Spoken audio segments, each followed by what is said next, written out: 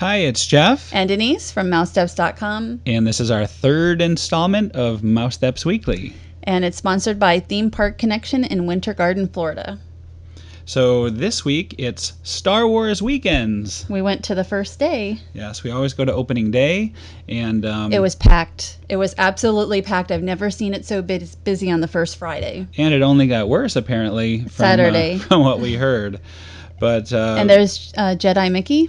We did manage to get a good spot for the parade, regardless of the packed. And yeah, there are the Disney characters in their Star Wars outfits. And Leia Minnie. Mm-hmm. And Darth Goofy, who always is very animated as he's trotting along. Donald over there. And next we have the 501st Florida Garrison. And I think one of the coolest things about them is that they bring their own costumes. They're not cast members. And they come and they're in the parade every single year. And it's hot. It's very, very hot there. It was like 90 degrees. Right. I thought my camera was going to melt. The top of it was really hot. But can you imagine being in a Stormtrooper outfit? Right. No. Or Darth Vader. And they're not everybody you see here is from the 501st. There are some Disney, some actual characters mixed in, but the majority, like all these guys here, would be the 501st. And this is the Rebel Legion, which is similar group, a similar group. It's the good guys, is what they say on their website. Right, and I recognize a lot of these guys. We see them every year. They seem to always come back, so it's really nice. It's like a sort of a homecoming every year. And Chewbacca, always popular. Yeah, Chewbacca. always dancing as he goes along. That's right. And look who is behind him, making a rare appearance. Kit Fisto, who never comes out. That's right. And there is Ray Park. And Ray Park has a terrific show called A Visit to the Mall. We did not see it yet this year, but I highly recommend getting there early for it. And there's Andy Seacombe also, who played Watto. Right, new this year. He did a little Watto during his show. He did, and it was terrific, although Phantom Menace was my least favorite Star Wars film. There's Dee Bradley Baker, who also he's in the Clone Wars, but he's also Perry the Platypus and many other characters. Right, you want to check him out if you get a chance. And there's Ashley Eckstein. Right, she knows us as the carrot cake cookie people. We always have run into her at the writer's stop. Right. She loves carrot cake cookies. So we turned her onto those.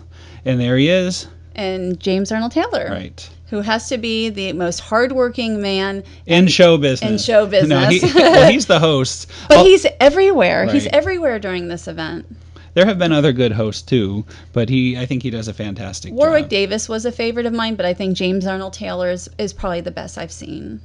So this is just concluding, and at the end of the motorcade, all the celebrities they all line up on stage, and right now you're able to they're posing for your photos. I'm pretty impressed with how you don't jerk the camera when the fireworks go off, because that is what I do. I am not. Well, we were there right now. I watched you, and I was laughing. I couldn't say anything. But you jumped when that first bomb went off. I jumped up on all of them.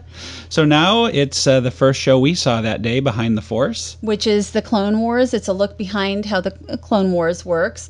What you probably won't see is Dave Filoni on the screen. They sort of ask him questions, and it's very entertaining. And right here is Dee Bradley Baker. And I think he's actually, at this particular scene, he's doing his Perry the Platypus from Phineas and Ferb. Right, so if you want to see that and actually hear him do it, take a look at the notes, and we have a link to this with the sound and the whole deal. And then Stars of the Saga is another show. We didn't get to all the shows, but we got to this one as well. Right. Now this is another favorite. It's sort of like the Hoopla in that it changes every year. And this is the Stormtroopers Skit that they do before the show. The talk show doesn't really change too much, but the Stormtrooper Skit does change every year. Sometimes you'll have a little of the same thing each time. But this year was pretty different. Much like the Hoopla, though. I mean, it's the same idea, but just different jokes and different things. And one Stormtrooper always gets whacked. Yes. It's like Kenny from South Park. One of them always gets killed at the end. And I purposely didn't put it in this part. If you want to get a spoiler, if you're not going to make it, go ahead and watch the full video.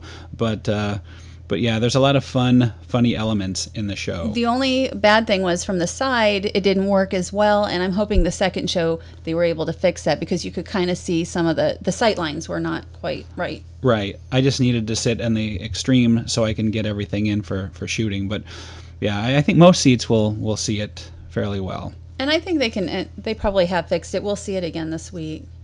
But yeah, so again, we highly recommend checking that out, getting there early. And here is James Arnold Taylor. And I had never heard of him until we first saw Behind the Force about 3 or 4 years ago when they first did the show. But he is so talented. And he does Fred Flintstone. He's showing all the people he can do. He's not only... And he's doing them. I think if you go to the show...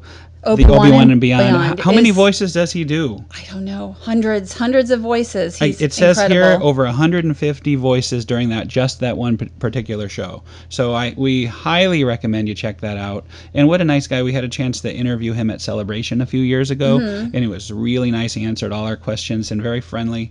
And we had put the Obi-Wan and Beyond show up on YouTube last year, and we ended up getting some nice little autographs and stuff from him because he appreciated that.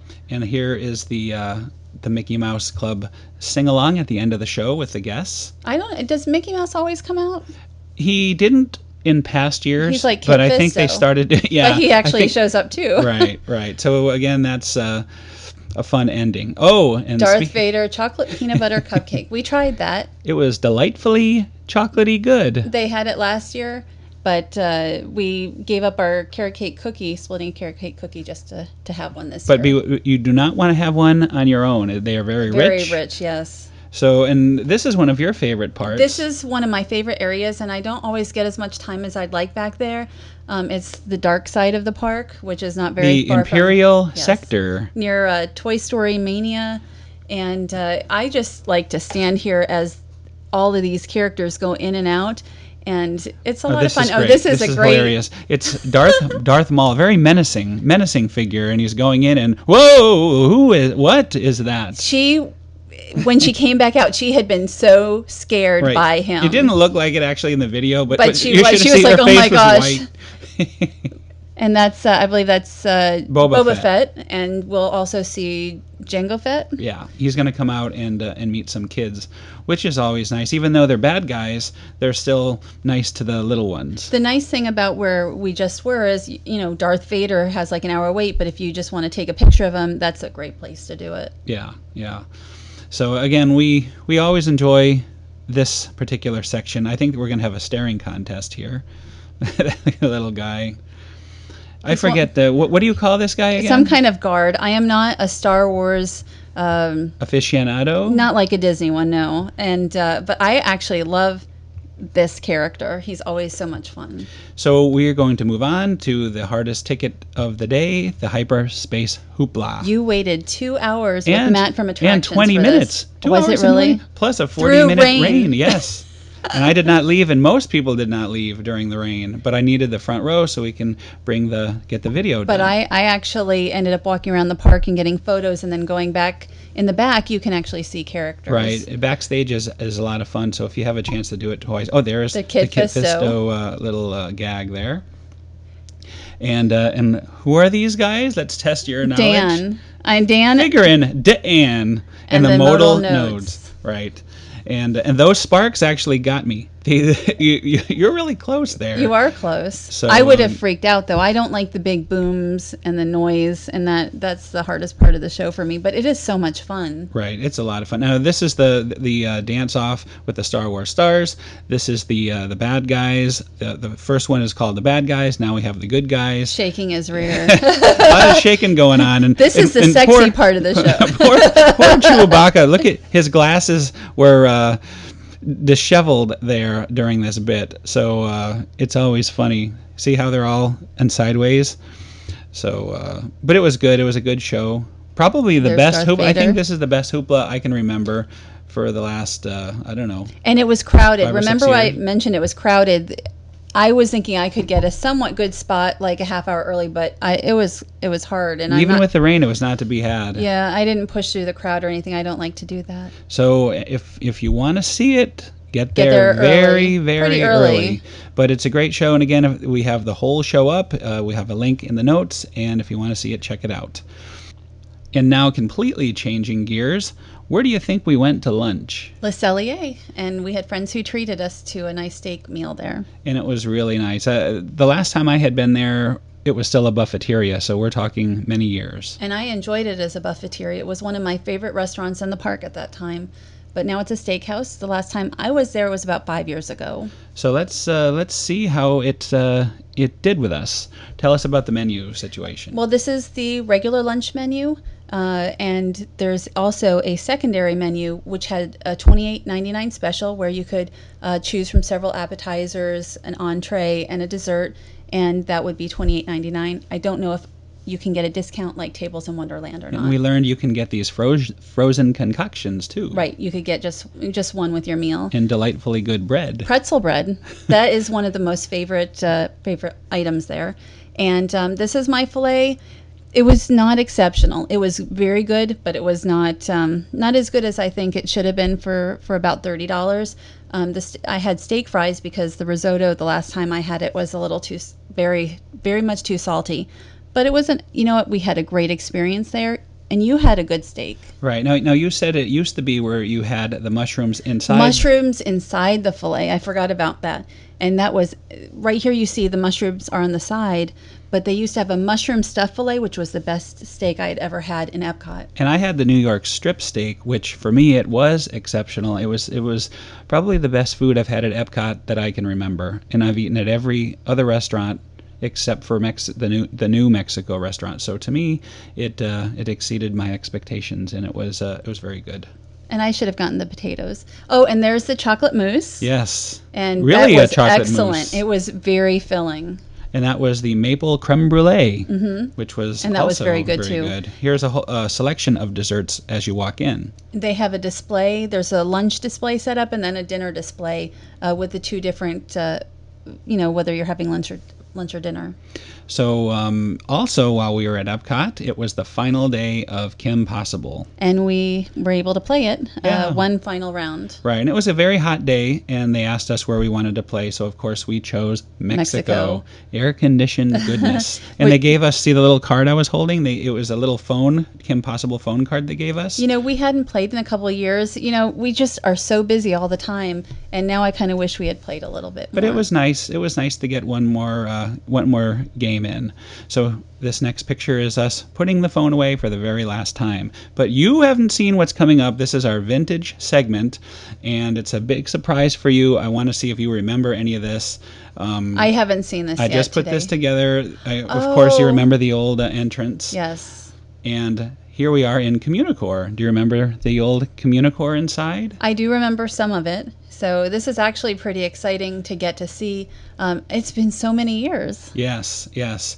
Very, very different than what you have now. And look at all the windows. Much more opened. But Wow. What you haven't seen is I'm going to play a game. Now this is actually Communicore West, and it is FutureCom. It's one of the games there called Unscramble Your Face. And there you are. Yes. So what you did is you had to match your eyes to these two little plus symbols and take the picture, and then sort of like Rubik's Cube, you had to move the little squares around and make your picture complete. And if you look to the left, it says time remaining. As that thing goes down, it starts to make Right, I noises. understand the right. concept And then of the game. if it goes all the way, it'll do it itself. So back in those days, this was I think it was sponsored by the Bell System, and they had all sorts of things. This was the side where Ice Station Cool is now. It looks like you're not doing so well with this game. You were almost there, and now it's like a... No, I definitely did not do... Or did you do this on purpose? No. Well, I'm trying to record it, and I'm trying to solve the game, so it's multitasking. You're getting close again. Not at its best. But not close enough. Yes. So I am saddened that you had not had the chance to play this Oh, I don't stuff. know if I did play it, And but see, I don't the computer remember it. takes over, and there you go. But this is the high-tech, early 90s Communicore. Communicore West. So I used to enjoy Communicore. I used to go there fairly often on our trips to Walt Disney World. look at this high-tech graphics. That's very high tech. Right. So anyway, that was It's just in our the little... age of Atari. It was in the age of Atari back then. So that's it. Thanks for listening, and we'll see you next week. Have a good week.